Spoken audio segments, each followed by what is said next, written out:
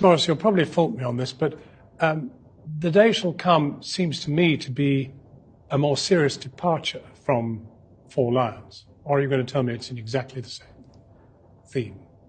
No, it's not exactly the same theme, because I think Four Lions is about five people who are terrorists. Right. And this is about a group of people who definitely aren't. So this film sort of comes in under two questions, which is one, who is the biggest recruiter of terrorists in the USA? And two, what would you do if you were broke, about to lose your house, and someone offered you 100 grand? And that's really, the answer to the first question is, rather surprisingly, the biggest recruiter of terrorists in the States is the FBI. Mm-hmm.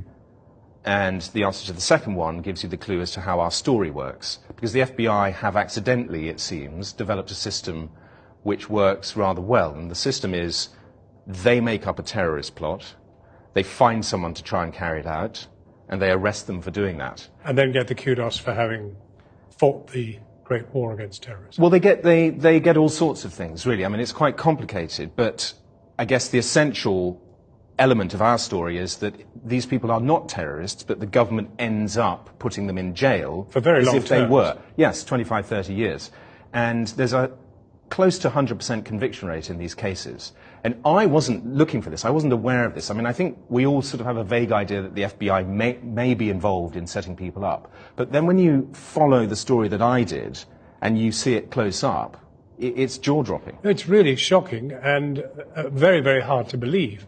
And yet the statistics, once you lay them out, are quite extraordinary. I mean, we're talking about 100 incidents of the FBI doing this, 100 known incidents. More, actually, more. Yes, I mean, I say it's based on 100 true stories. That's yeah. a sort of notional 100. It's in the right ballpark. It's more likely 300.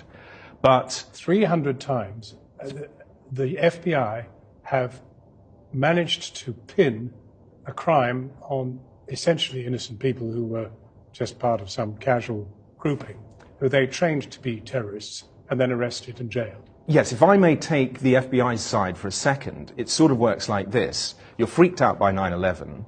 You have to cover yourself because you're implicated in some of the sloppy procedures that led to 9/11. So you talk the threat up. You say there's a sleeper cell in every city, and then you go and find it. Now, you don't know what you're looking for.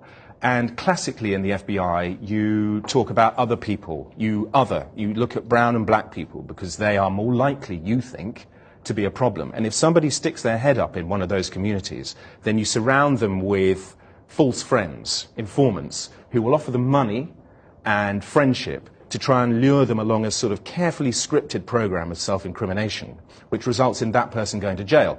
And you will say to the court, as a prosecutor, is it better that this person goes to jail or that we let them go back out on the street?